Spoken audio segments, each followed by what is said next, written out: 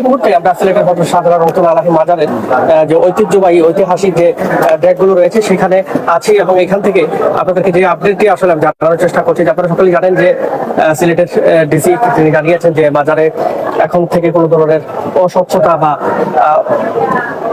অনৈতিক কোনো কার্যকলাপ আসলে চলবে না এবং সেটির ধারাবাহিকতা আছে। বাজারের যে দান বাক্সগুলো ছিল সেগুলো আসলে গত পরশুদিন সিলগালা করে দেওয়া হয় এবং এরপরই আপনারা দেখেছেন যে আজকে সিলেটের সম্ভবত দুপুরের দিকে এখানে আসলে সিসি ক্যামেরা বসানো হয় এবং সেই সিসি ক্যামেরা বসানোর পাশাপাশি এখানে নতুন করে ক্লিনিং ডিপার্টমেন্টে প্রায় 20 জন নতুন কর্মীকে নিয়োগ দেওয়া হয়েছে। পাশাপাশি এখানে আনসার সদস্যরা রয়েছেন দায়িত্বে, যারা আসলে এখানকার সার্বক্ষণিক সিকিউরিটির দায়িত্ব পালন করবেন এবং তারা কিন্তু আসলে এখানে সকাল থেকে ডিউটি পালন করছেন। পাশাপাশি এখানে আনসার পিডিবির সদস্যরাও আছেন, যারা আসলে উপরে নিচে অর্থাৎ এই মাজার প্রাঙ্গণে চতুর্পাশেই তারা তাদের যে দায়িত্ব সেটি পালন করে যাচ্ছেন। এবং জানিয়ে রাখি যে আগে মাজারের যে ডেকগুলো আপনারা দেখতে পাচ্ছেন ক্যামেরার সম্মুখে, সেই ডেকগুলো কিন্তু আগে ডেকের যে চাবির গুলো রয়েছে সেগুলো কিন্তু মাজার কর্তৃপক্ষের কাছেই আসলে ছিল এবং সেগুলো দিয়ে আসলে মাজারের যারা খাদিম আছেন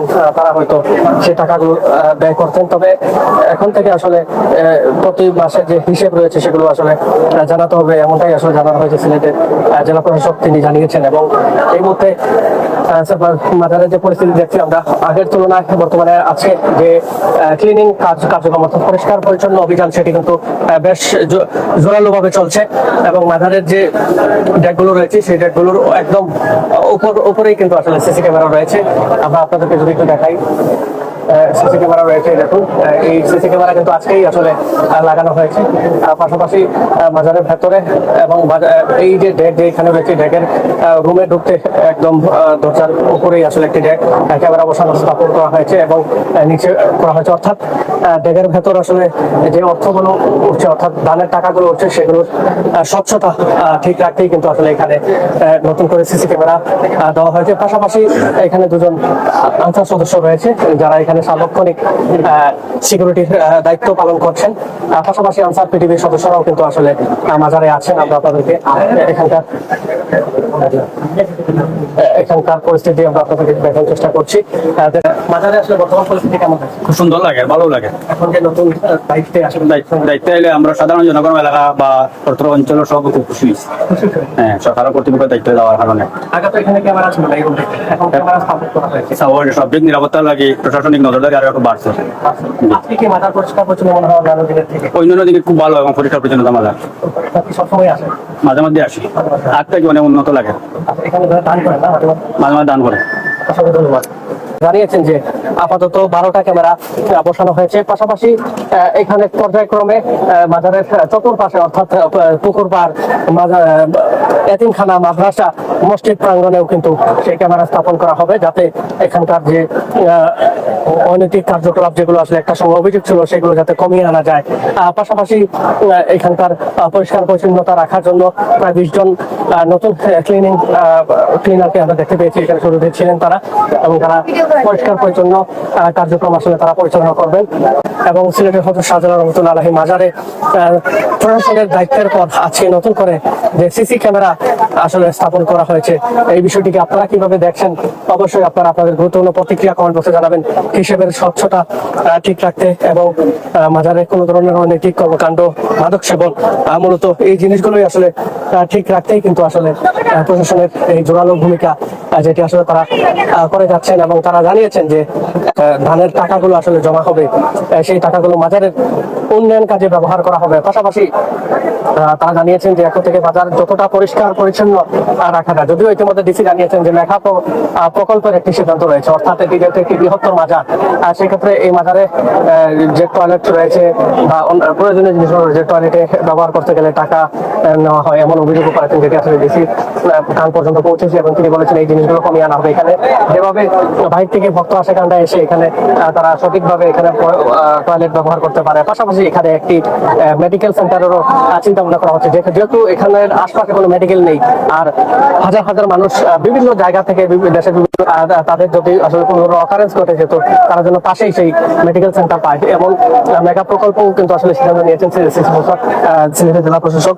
পাশাপাশি আরেকটি বিষয় যদি জানিয়ে রাখি যে সিলেটের হযরত শাহজালাল রহমতুল্লাহ আলাইহি মাজারের পাশাপাশি গতকাল সিলেটের হযরত শাহপুরান রহমতুল্লাহ আলাইহি মাজারও কিন্তু পরিদর্শন করেন সিলেটের ডিসি জনাব সারওয়ার আলম, এবং তিনি হযরত শাহপুরান রহমতুল্লাহ আলাইহিরও যে ধরনের অনৈতিক কর্মকাণ্ড চলছে বা অনিয়মগুলো রয়েছে সেগুলো বিষয় ব্যবস্থা নেবেন তিনি জানিয়েছেন। পাশাপাশি সেখানেও হিসাবের স্বচ্ছতা ঠিক রাখার জন্য এবং শীঘ্রই দর্শক জানিয়ে রাখি যে প্রবাস বাংলা পর্দায় আমরা শুরু থেকেই কিন্তু সিলেটের হযরত শাহজালাল রহমতুল্লাহ আলাইহি মাজারের প্রশাসন দায়িত্বের পর আসলে যেমন পরিস্থিতিগুলো আসলে একের পর এক চলছে এবং ডিসি কি দায়িত্ব নিচ্ছেন, কখন কি হচ্ছে, সেই আপডেটগুলো কিন্তু সবার আগে আমরাই তুলে ধরার চেষ্টা করছি। পাশাপাশি আপনাদেরকে এখন জানিয়ে রাখি, প্রায় এখানে এসে সিলেটের জেলা প্রশাসকের একজন কর্মকর্তাকে আমরা পেয়েছি এবং ওনার কাছ থেকে তৎক্ষণাৎ আমরা জানতে চেয়েছিলাম যে আসলে এই মুহূর্তে আপডেট যেমনটা জানিয়েছেন যে আজকে প্রায় 12টি ক্যামেরা আসলে সিলেটের হযরত শাহজালাল রহমতুল্লাহ আলাইহি মাজারে লাগানো হয়েছে। 2টি ক্যামেরা লাগানো হয়েছে যেখানে ড্যাগ রয়েছে, অর্থাৎ ঐতিহাসিক পিতলের ড্যাগ, যেখানে আসলে মানুষ দানের টাকা